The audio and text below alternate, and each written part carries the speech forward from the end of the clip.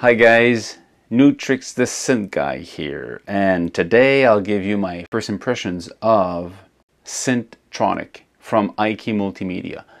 It is already existing on Mac and PC, but today it was released on iPad and it's free. Now there's a couple of nice features in it.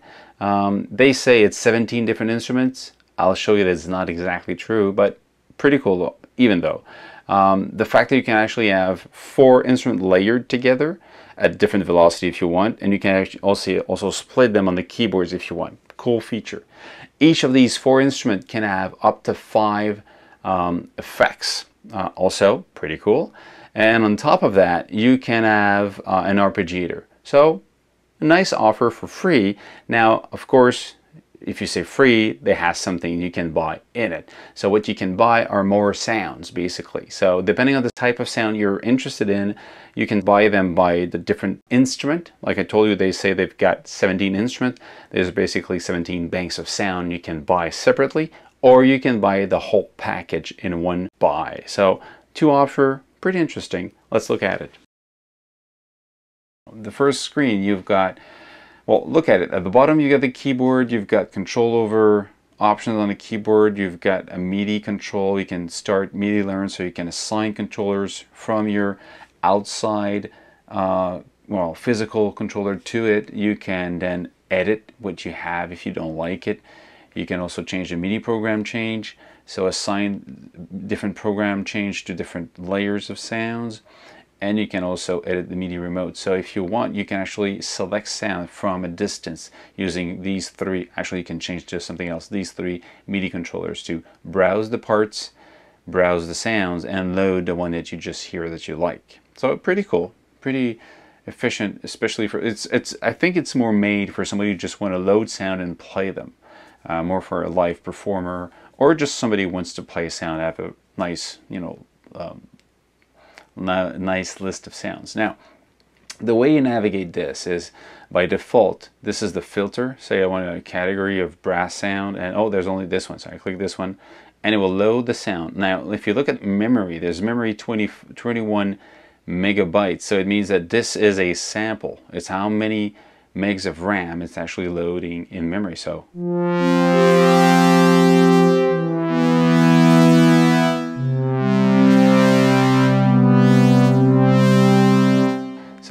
you've got the instrument original sound. So if you look at it, this looks like a Alice's synth Andromeda probably.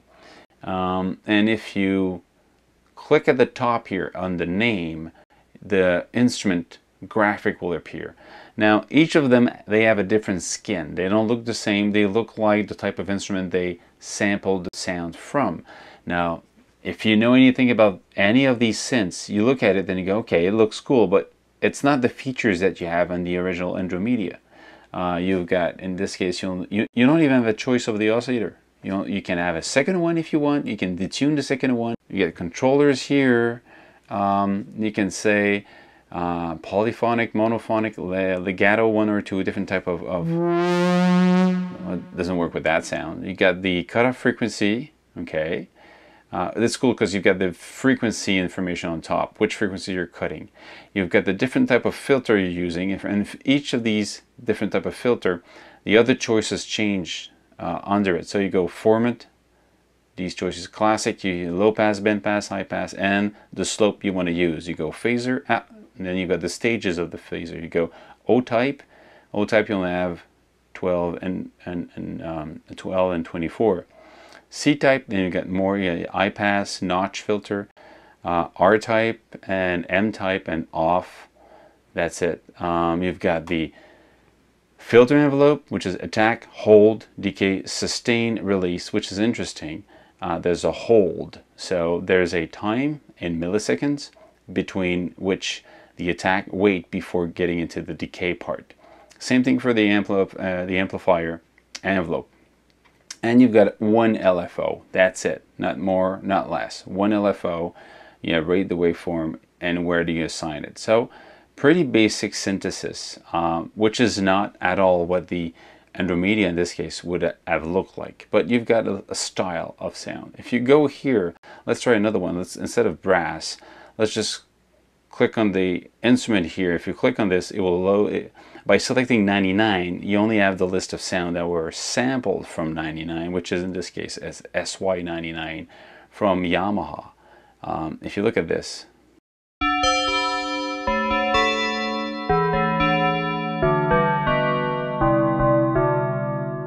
so, and again, all the same features. If you look at just a different skin for the same, it took me a while when I first looked at it and said, oh cool, there's another set. No, what you have is always the same set of synthesis. So you've got a simple synthesis engine, cutoff resonance, drive, filter, another filter envelope, amplitude envelope, one LFO, and some control over the oscillator, and that's it. But you have no control over selecting which oscillator you're looking for. That is only going through this window and saying I want to use classic EP, then I'm loading another sample. And if I turn this off and I'm going to try just this one, then you load. Okay, and you load this one, and it's an overrun OBX. Let's say Taurus pedal. Sounds good. I mean, these are, you know, nice samples, you know. Glisten. Like, if you know that synth, that's a PPG. PPG has that look of blue and these not, but if you look at the features, PPG is a wavetable synth. There's no control over any type of wavetable information here. It's lacking of all these features. But still, it's a sample of a PPG, and enough to make it, you know, to sculpt it the way you want. You can change sound. Again, this is SEM. They call it SAM, but it's an Oberheim SEM originally. Well, what they sampled it from. That's from a ARP 2600. So it's interesting, but it basically is a sample playback device. Now, the cool thing about it is if you go at the top here and you click on the top left graphic, which is a bunch of lines here, you actually toggle the window where you see the 4 instruments at the same time. The space they have on the keys and which one is loaded. Now, if I want to go into B, I press on B at the top, and then I can go back and select a different instrument for B. Let's say I'm going to select this one. That's going to be my B sound. So I've got A, ring mod, and B, it's a unison Jupiter 8 sound. So I've got the 2 playing at the same time. Now I could actually split them, saying, okay, this one I'm going to stop at C3, just for fun, and this one I'm going to start at C3. So C3, set. Now if you look at the keyboard at the bottom,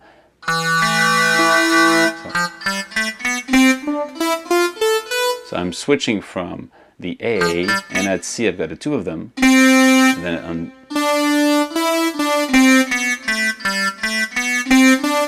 so you can actually either split the keyboards for the 4 of them or layer them. You can layer 4 of them either on layers and different velocity. You could say this one's going to start only from 80 and up.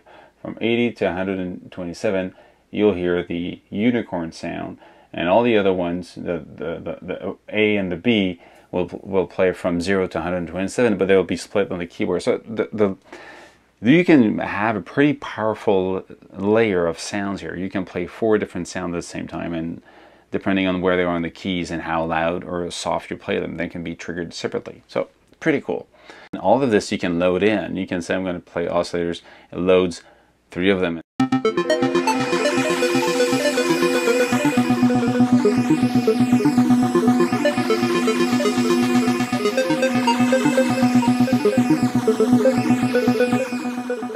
So it's pretty interesting that when you can actually load.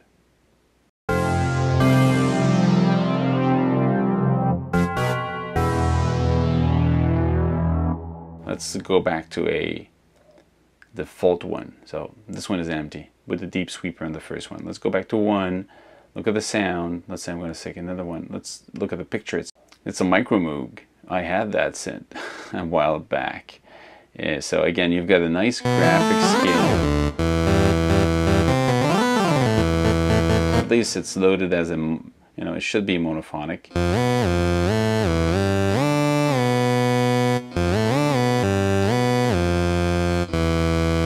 The glide. But you don't have the normal features that you have in that synth. But you've got enough to take that sample and make it live. So it's kind of a nice in-between option. And if you play here with a different,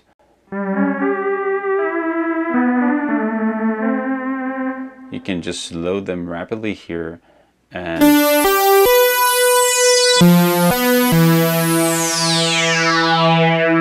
it still sounds good. You know, it's not because it's sampled that it's crap. It's just a different type of approach for it today. But again, you've got a bunch of different instruments sampled. You've got graphics.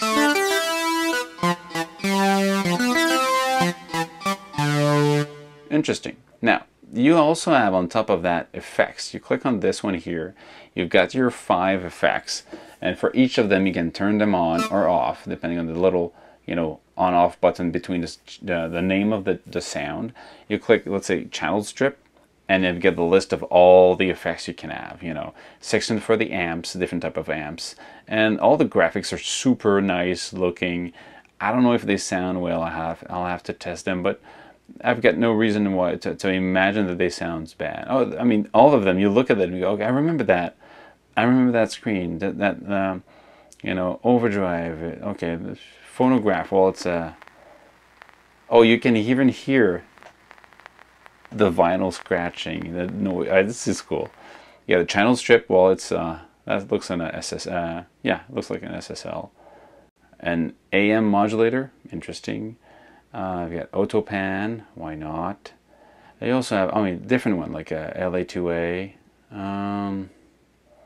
Pultec EQ, Paramedic EQ, that one were there. What else? Flanger, FM modulator, ensemble, opto tremolo, phrase. I mean, there's a bunch of them. Like tape echo is a nice looking one. No.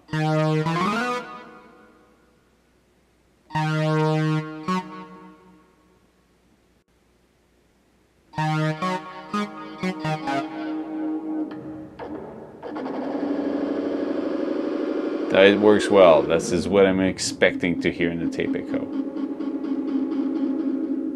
Okay, pretty cool.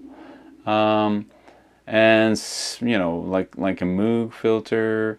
Like that looks like the Moogafuger style of sound, of banks, a wah pedal sound. So pretty cool. You can have all of them, and reverb and distortion, 5 of them, and each of these 4 sounds can have their own effects. So you can go B and have another sound on B, and go effects, and you get another list of effects on B, and then all of this, when you save it, it has to be saved as a patch like this. If you save here, this will be saved with every sound, and everyone will have their own effects.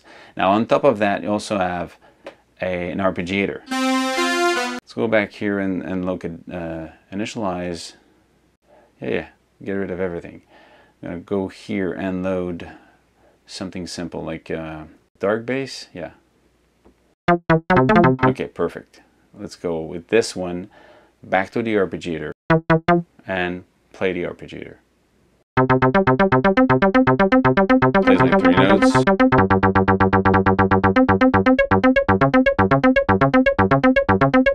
Okay, so you can select how much it's going to play. If you only play 1, it just plays this, and it works. It's fine. The length. And if you play, let's say this, you get your 16 steps. You can tie them together. You just, I don't know if, oh, this is how you do it. Interesting. So you can really get into having your kind of loop going, and you can also go here and say, I'm going to have 7. It's going to be 0, okay, and this is going to be 3 semitone, and this is going to be -5, and there's going to be 7 again, and there's going to be 3, I don't know, and 7 again. So that's it. You've got my arpeggiator. You can change, of course, the rate. Can I change it? Oh, I will change it. Interesting. You can change, of course, the tempo. Can I just tap change it? No. That's kind of odd.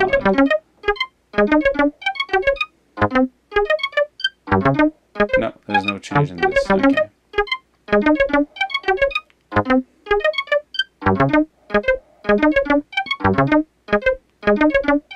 And the ARP range, you can say, which you could say, well, it only is going to affect from, oh, that's cool. You can actually affect from the ARP can play, let's say, from C0 to C3, only for the bass. And you'll play your pads for the other section. They won't be affecting. The ARP will not affect the pads. Pretty cool. So again, you've got the layers of the 4 different sounds. Each of them, you can select a list of sounds that are sampled, and with on top of it a nice enough engine of a synthesizer running on top of it. And then you've got, for each of them, 5 effects can be loaded and played. And you also have on top of that an arpeggiator for all of this. It's really for live performance. If you want more sounds than the one that comes with it, you can go into the little section here, and there's a store. And the store, if you buy all the samples that they made, you've got, in this case, it's 54.99 cents. Or if you just want the sounds from the electric FM type of sounds from Yamaha from the late 90s, early 2000, because that's what the SY99 came out, the SY88, the 33, the 55. These were different models at the time. So this sample, so it's $14. If you want the sound of the PPG, you've got $14 here. If you want the sound of the Taurus Moog pedals, $14. JX10 and JXP, JX3P, here we go, from Roland, that's from the Andromedia, that's from the ARP, that's from the Jupiter 8 and 6 and 4, that's from the Juno, that's from this, what is that, the Mini Moog, actually that's from the Mini Moog, that's from the Micro Moog, yeah. And that's from the Oberheim, and that's from the Opus Moog Rogue, and that is from the Prophet 5, that's from the SEM. String box, a string example from ARP and other type of string boxes from different instruments, the TB3 from the 303, and V80 from the Yamaha CS80 mostly. So these are the different sounds you can load, or sorry, you can buy, or if you want to buy the whole thing, it's $55, which is okay for the price. I mean, you've got a huge chunk of sounds. I don't know. I'm not sure which one I'm going to buy. Probably going to buy one just to see how. I'm going to look into the banks I already have or other instrument, and I might look into having one of these first to see. So that's it. Pretty cool little piece of software. Doesn't cost too much. It's free. But then if you want a little bit more, then you can pay. So depending on the sound you want, it seems to be more aimed at live performance. So cool little piece of software from iKey Multimedia. So get your hand on it. It's free. And then if you want to go further, just buy more stuff. But if you don't, just use the free version. Okay, cheers. See you next time.